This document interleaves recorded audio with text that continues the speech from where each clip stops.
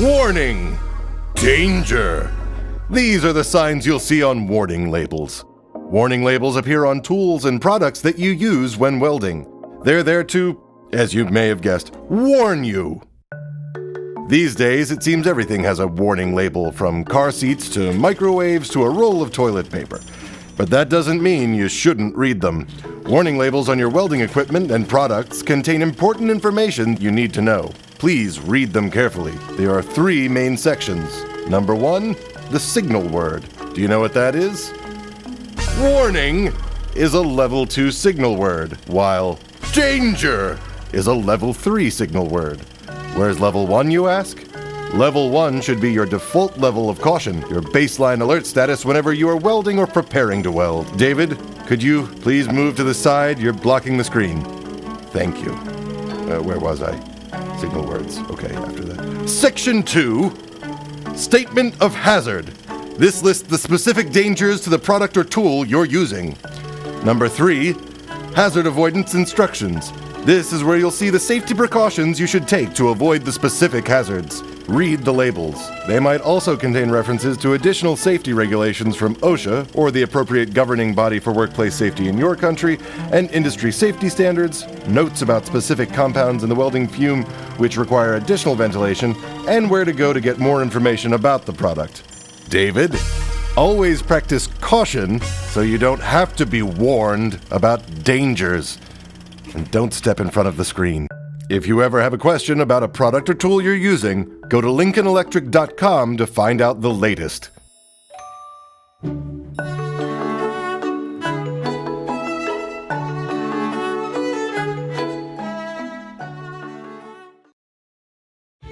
Let's talk about how to read an SDS. SDS stands for Safety Data Sheet. It used to be called an MSDS for Material Safety Data Sheet, but we dropped the M to make it leaner and more hip. The new SDS is a 16-section document that is sent electronically to a customer and can also be found at lincolnelectric.com. Inside all Lincoln Electric consumable welding products, there is a safe use guide, which gives you information on where to find the SDS for a particular product. You can also use the QR code on the package. Okay, David, can you please move away from the screen? You know what? It's okay. We'll just go full screen to the shots of the SDS. Section 1 has the name of the manufacturer, the product type, and the name and identification number for the product. Pretty straightforward. Section 2, Hazard Identification, provides an overview of the hazards associated with the particular product. David, how are you even doing that? Why don't you look at an actual SDS? There are some on the table. Section 3 is a breakdown of the hazardous ingredients in percentage by weight in the unused product. I'm talking about this section here, David. Don't worry, most of this information is for use by your industrial hygienist. Section 4 is basic first aid info. Section 5 covers firefighting measures. Oh no. We have to keep moving while you're doing whatever it is you're doing. Section 6, spill control measures. Section 7 is handling and storage. Those are pretty self-explanatory. Oh, good idea, David. Section 8 is one of the largest and most important sections of the SDS.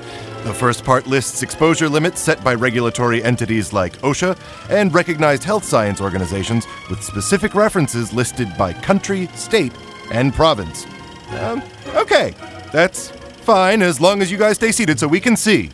The second part of Section 8 lists exposure limits for chemical byproducts produced during use or decomposition, biological exposure indices, as well as additional information regarding exposure guidelines, engineering controls, and personal protection. This section lists the basic material properties such as pH, flammability, etc.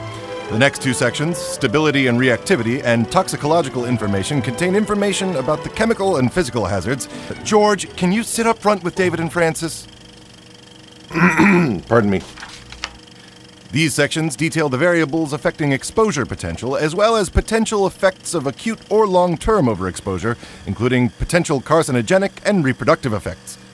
This information can be a useful reference for industrial hygienists, safety personnel, and/or occupational health professionals. Section 12 covers environment effects. 13 is about proper disposal. Ted, could you please sit down? Section 14 tells you how to safely and legally transport the material.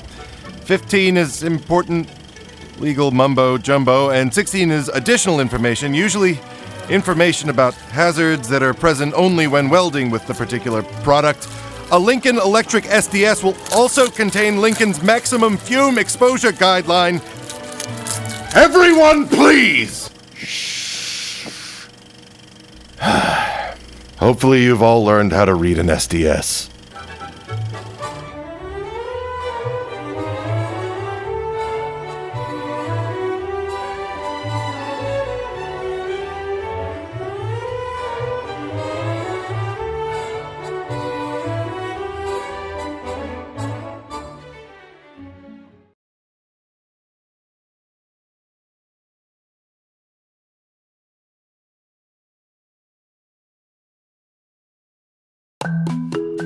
Good evening, David. The following are some guidelines you'll need when working with engine-driven equipment.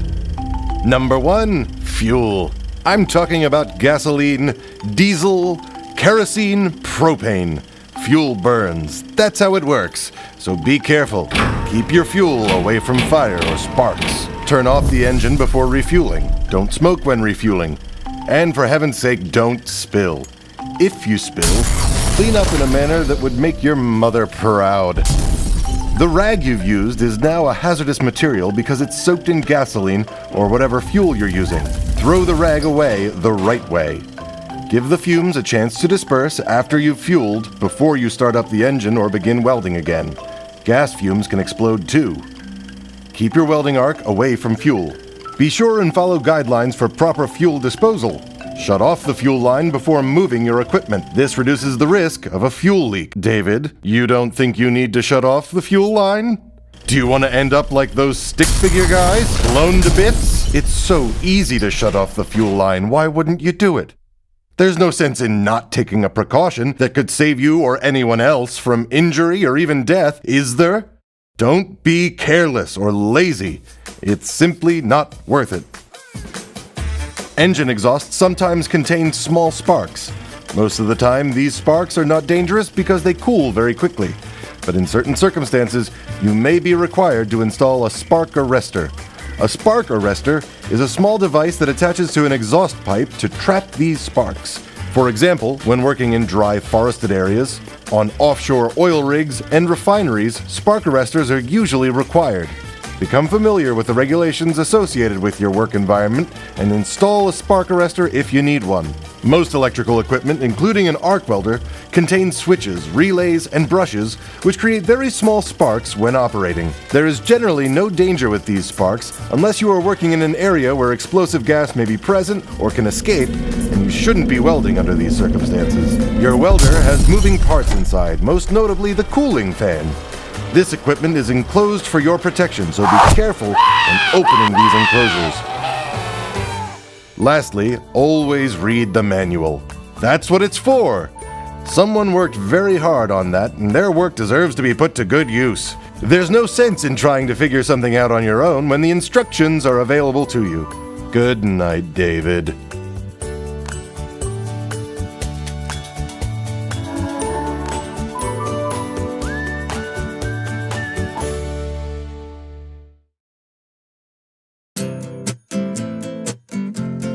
David, it is common to work with portable power generators, and OSHA, or your local safety regulatory agency, requires additional protection from electric shocks when you're using portable generators.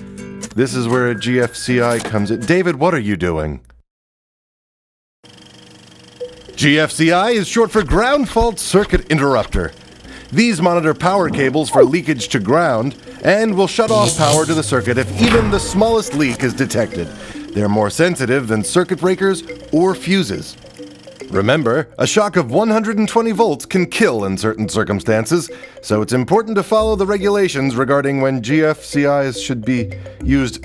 David, what does this have to do with GFCI?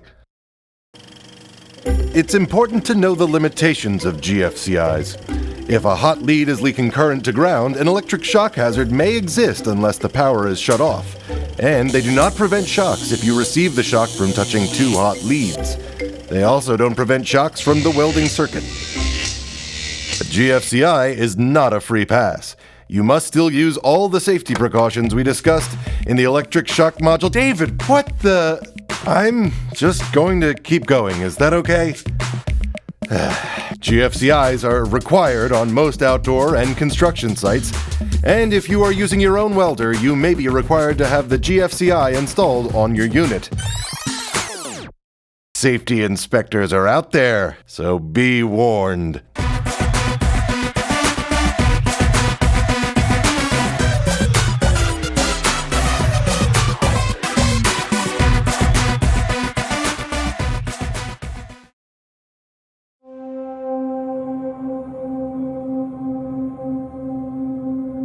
Breathe in. Relax. Feel the earth beneath you. We're going to talk about grounding.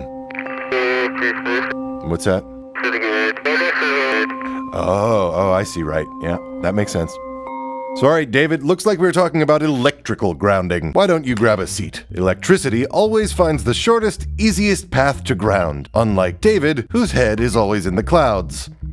Under the right circumstances, David could be part of an electric current's path to the ground and receive an electric shock. We're going to talk about 3 kinds of grounding: earth ground, chassis ground, sometimes called frame ground, and welding ground, also known as work cable. Standing on a metal chair is not going to help you, David. But don't worry, nothing is going to happen to you. I promise. You can get down. This is the symbol indicating an earth ground. It's also usually indicated by a green wire or green screw inside your equipment. This symbol indicates a chassis ground. A chassis ground is a grounding to the frame or chassis of a piece of equipment, but the chassis must in turn be connected to an earth ground on another piece of equipment. Think of the chassis ground as an extension cord connecting your circuit to the earth ground. A welding ground is also called a work cable. It is connected from your welder to your workpiece, necessary to create a complete circuit in which the welding current flows. It is impossible to strike an arc on a piece of metal unless the work cable is connected. If you need more information, get a copy of the National Electrical Code and look up the article on grounding. This can be found at your local library or in most bookstores. I see by the green wire, David, that you are grounded. This is very good for meditating, but keep in mind, when welding, you want to insulate yourself from ground to prevent yourself from being a potential path for electricity to reach ground. Namaste, David.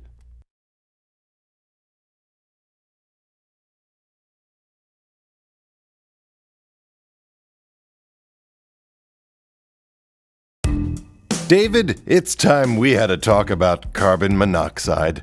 Carbon monoxide is a byproduct of fuel burning. It can come from natural gas, propane, or gasoline. It's emitted by any engine-driven equipment you use. It can also come from the arc welding process. We are exposed to non-lethal levels of carbon monoxide every day. But outdoors, where it can dissipate, it's not directly harmful to us. In enclosed or poorly ventilated spaces, however, carbon monoxide can be deadly.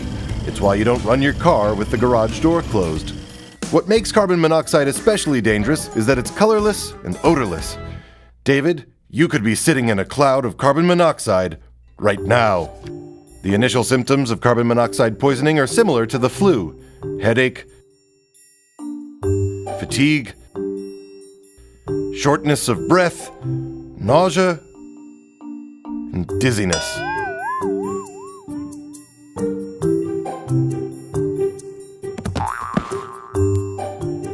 Relax, David. You are not in a cloud of carbon monoxide. You are perfectly safe. And we know this because we've installed a carbon monoxide detector. It's a good idea to install carbon monoxide detectors in your workshop or any space where you're working, and if your work area is not properly ventilated, harmful concentrations could build up. High-level CO poisoning results in progressively more severe symptoms, including confusion, vomiting, loss of coordination, loss of consciousness, and eventually death.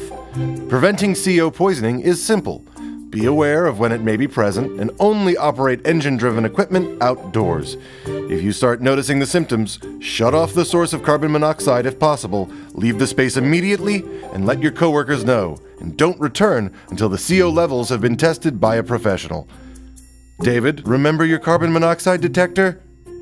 You're fine.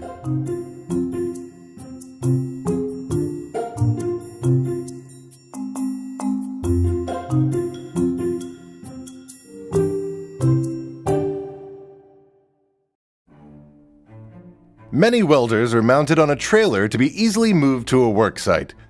Trailers are generally very durable and reliable as long as they are installed properly and regularly maintained. Oh, for heaven's sake, David! Make sure the weight of the welder you'll be towing does not exceed the trailer's capacity. Don't overload your trailer. David, come on. When mounting your welder to a trailer, check your trailer's specs and make sure you have the proper tongue weight. David! I'm not even dealing with you. Can we cut to an animation here? If your welder is mounted too far back, your trailer may sway while towing. If it's mounted too far forward, you may exceed the capacity of the tow hitch or coupler on your vehicle. Make sure you're towing the trailer in a level position. Attach your hitch or coupler in the proper way. Inspect and secure your trailer jack and any other equipment on your trailer, and use chains when going above 10 miles per hour.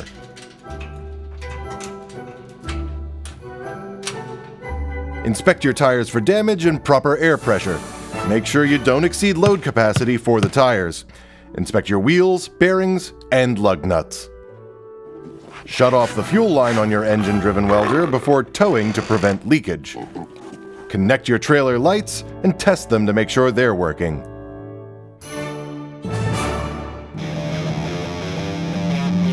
Adjust your mirrors. Tow at a reasonable speed. If the trailer is not stable or something feels off, pull over and check your trailer and hookups. There's no reason to take chances with your equipment or safety.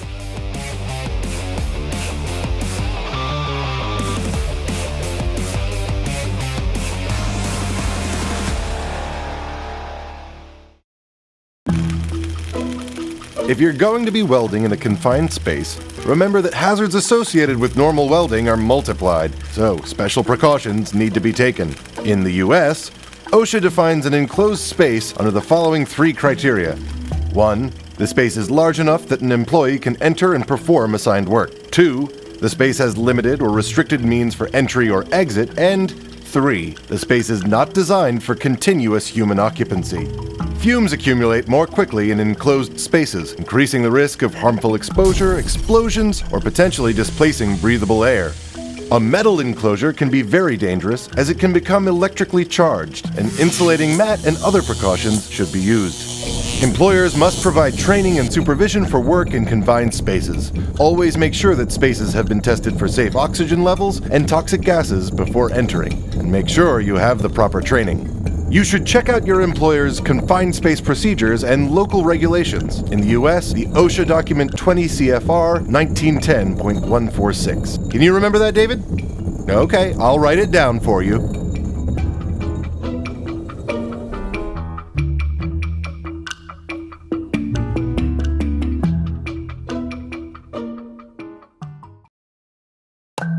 Let's go over some basics of how to keep your work area as safe as possible. It's basically like being a good roommate.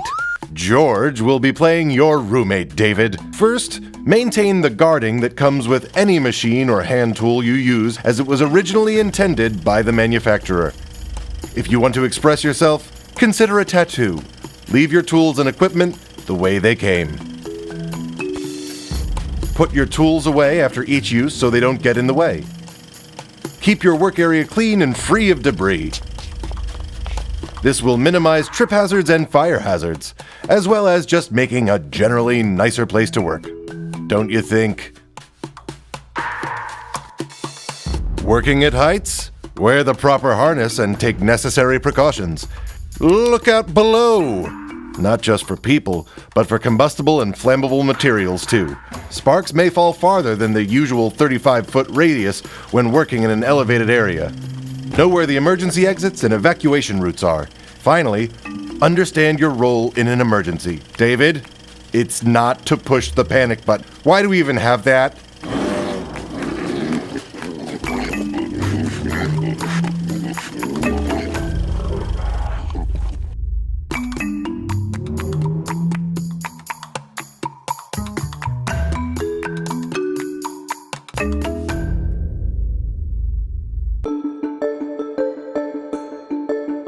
Hey, David, want to hear some cool science?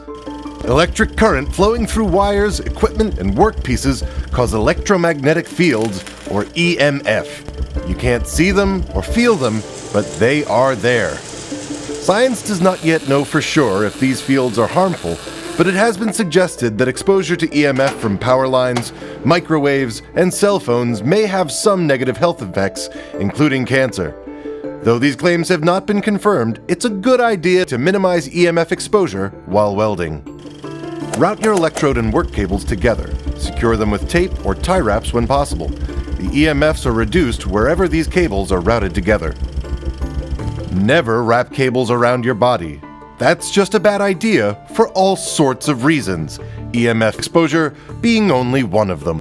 Don't place your body in between the electrode and work cables. Make sure both cables are always on the same side of you. No sandwiching. Make your work cable connection as close to the point of work as possible. This minimizes the distance the current travels across the workpiece and therefore minimizes the EMF. Don't work directly next to the power source. The welder has its own EMF from the current inside the welder. No, David, those EMFs won't cook your dinner. Always weld at the lowest DC output setting acceptable for the particular job you're doing. This will minimize the EMF. One last thing. David, do you have a pacemaker or defibrillator? EMF fields can interfere with some pacemakers and defibrillators, so consult your doctor before welding if you have a pacemaker or defibrillator.